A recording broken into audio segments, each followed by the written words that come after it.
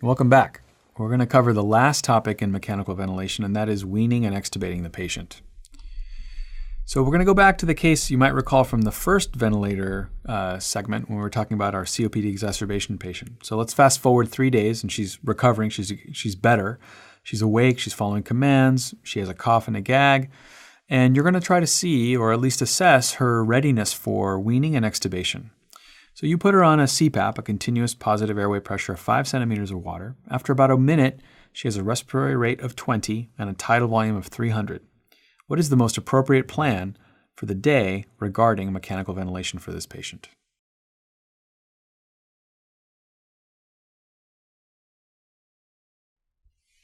So the correct answer here is to start a weaning trial with pressure support ventilation or a T-piece. What this patient is exhibiting to you is that she is probably ready to pursue a weaning trial, and after that weaning trial, you will be able to assess her readiness for extubation. It's probably too early to call ENT for tracheostomy after 3 days. You'd probably want her to fail extubation a couple times there.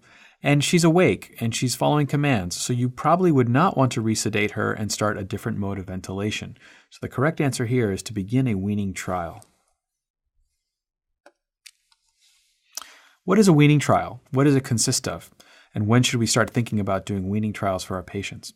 We should start thinking about them when we've reversed the underlying cause for mechanical ventilation, when that's improved.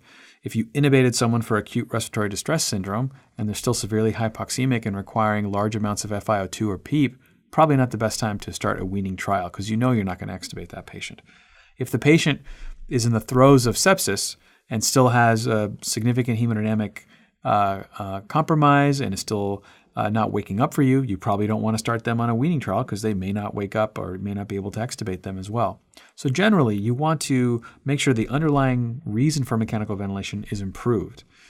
Then you want to make sure that the FiO2 is manageable, so less than 50% is a manageable amount that you can provide by other means outside of the endotracheal tube. PEEP less than 8 is also something that's desirable. And if you meet those criteria and you're hemodynamically stable or coming off of pressors, or maybe you're only on one pressor, you're titrating off of one pressor, if you meet those 4 requirements, I think you are ready to start a weaning trial, or at least consideration of it. Trial consists of one of these 3 modes.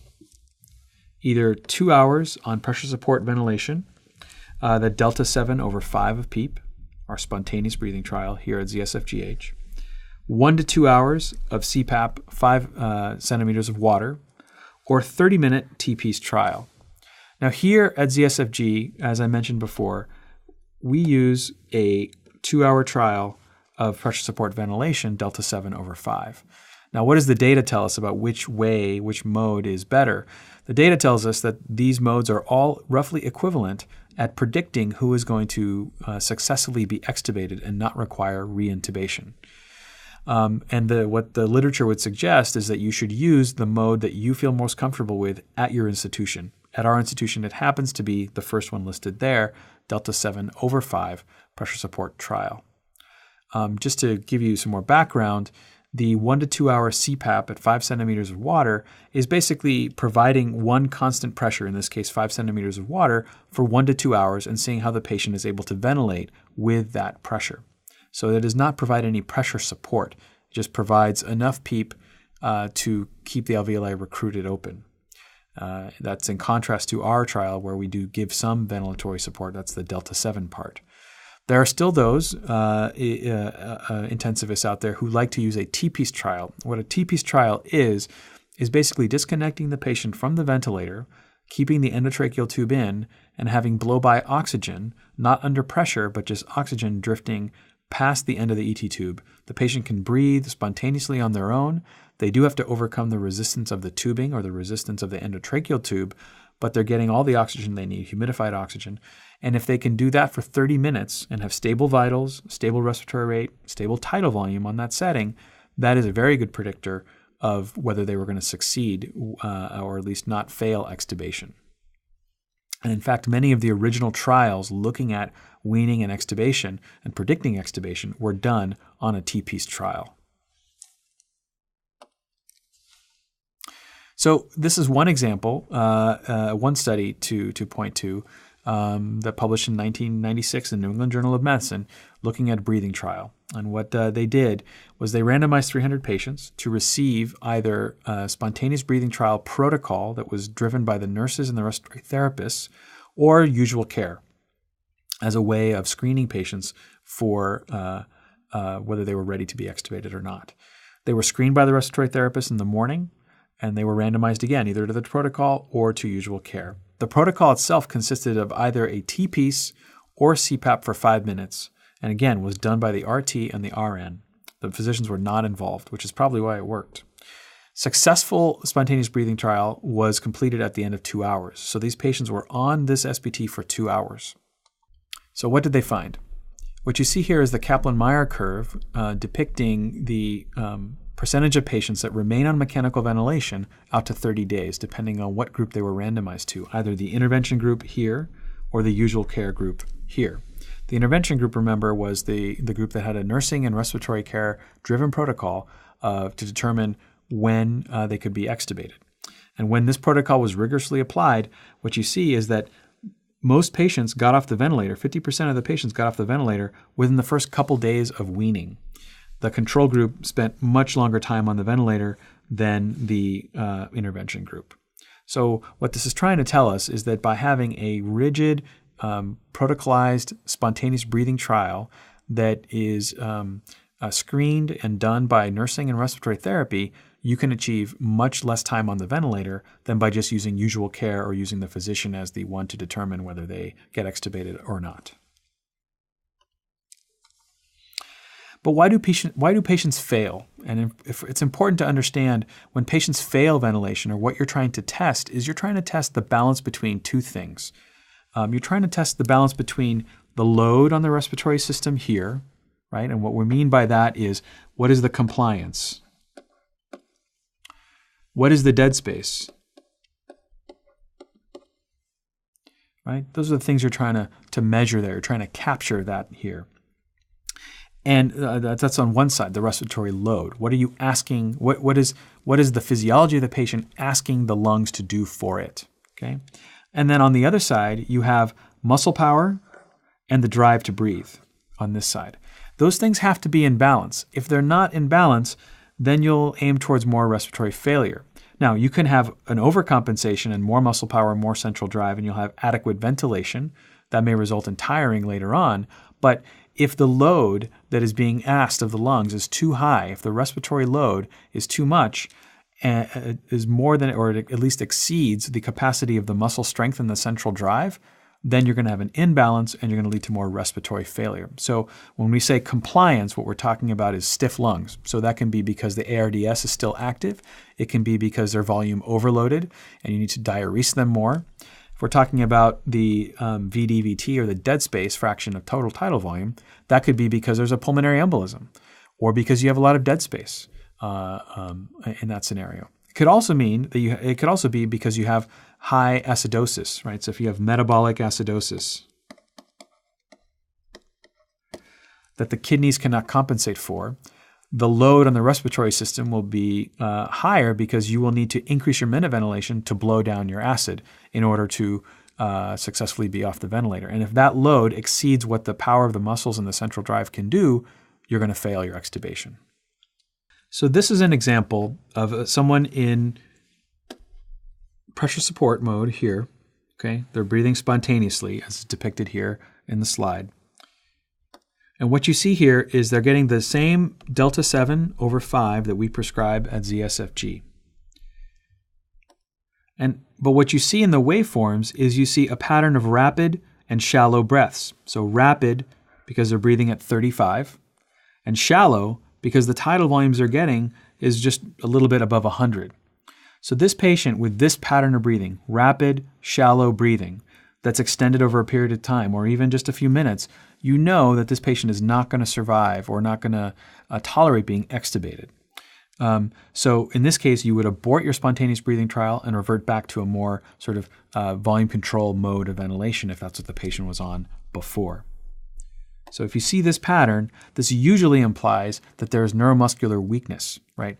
Or rather that the the strength of the muscles is not enough to overcome the load that's being asked of the respiratory system. So rapid shallow breathing. So let's assume for a moment that you have reversed the underlying cause, you've done a spontaneous breathing trial, and they've passed their spontaneous breathing trial. When do you decide to discontinue the mechanical ventilation and go ahead with extubation? So again, we talk a lot about reversing the underlying cause of mechanical ventilation. Why did you intubate them and put them on the vent in the first place? That has to be reversed or at least significantly better. They have to pass their spontaneous breathing trial. What does it mean to pass a spontaneous breathing trial? It means that they are hemodynamically stable throughout the trial. They have a stable respiratory rate and tidal volume throughout the trial. What that means is if they start out looking good with a low respiratory rate and a good tidal volume initially, if you come back to them 2 hours into the trial or 2 hours after the trial was initiated and you see the rapid shallow breathing pattern that we showed previously, that's not someone who's going to do well when you pull the tube. They really have to be able to withstand the 2 hours of that trial with a stable respiratory rate, a stable tidal volume. You don't want to see any desaturations during the trial, and you want to have a stable PCO2 or end tidal CO2 if you're measuring that as well. That's just, again, a marker of effective ventilation. If the PCO2 goes up or the end tidal CO2 goes up throughout the course of the trial, that means they're not effectively ventilating, and that's someone you should really consider not extubating in that case. So you want to see a stable PCO2. And then you want to look at the patient. How is the work of breathing? Is the work of breathing unchanged? Do they have nasal flaring? Are they using more of their strap muscles? Do they have intercostal retractions? Those sorts of things. Do they look sweaty? Are they, do they complain of any chest pain or anything like that? What are you seeing the patient do during the trial? If they look good, they got stable PCO2, they're not desaturated, and everything else is good, then that patient is probably going to do well when you extubate them from a ventilatory standpoint. The other thing to be aware of is the patient must be awake, following commands, and ideally wants the tube out. There are some patients who check every single box and don't want the tube out. You don't have to leave the tube in that situation. You sort of want to convince them and bring them along that you can pull the tube.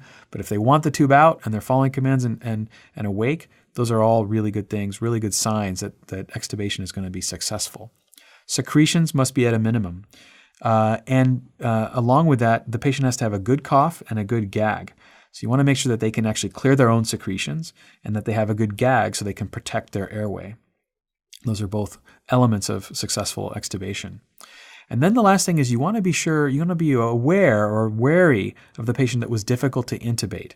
You want to make sure they look perfect. You want to make sure they check every single box before you extubate that patient, especially if they were difficult to intubate. And the reason there is because if they fail and you have to put the tube back in, you want to make sure you have plenty of time to re-intubate. And if it was a difficult intubation the first time, chances are it's going to be an even more difficult intubation the second time. Now, why do patients fail? What are some specific causes of failure? We described the physiologic reasons for people to fail. That's the imbalance between drive and effort and the imbalance between the load that's being asked of them.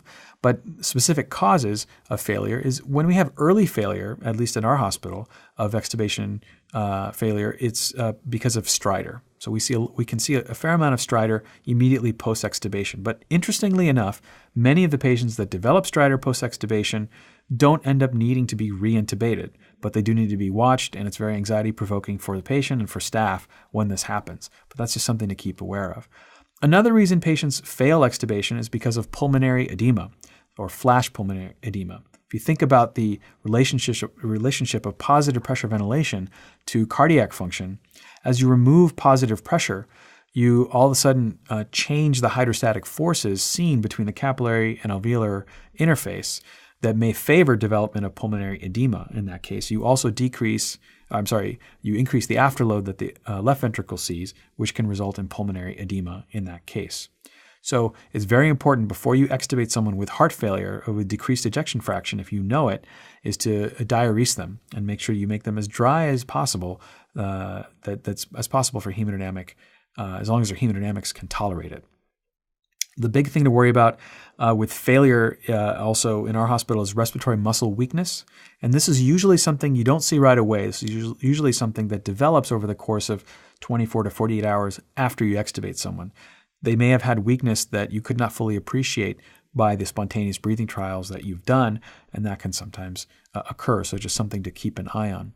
Patients can aspirate. Patients can have mucus pluggings that they're unable to clear on their own. And finally, if you fail to reverse the underlying cause, that can lead to extubation failure, and you'll be running back to put the tube back in very quickly. So just these are some things to be aware of before you extubate the patient, and also to be aware of once you have extubated the patients, things to worry about going forward. This concludes this module.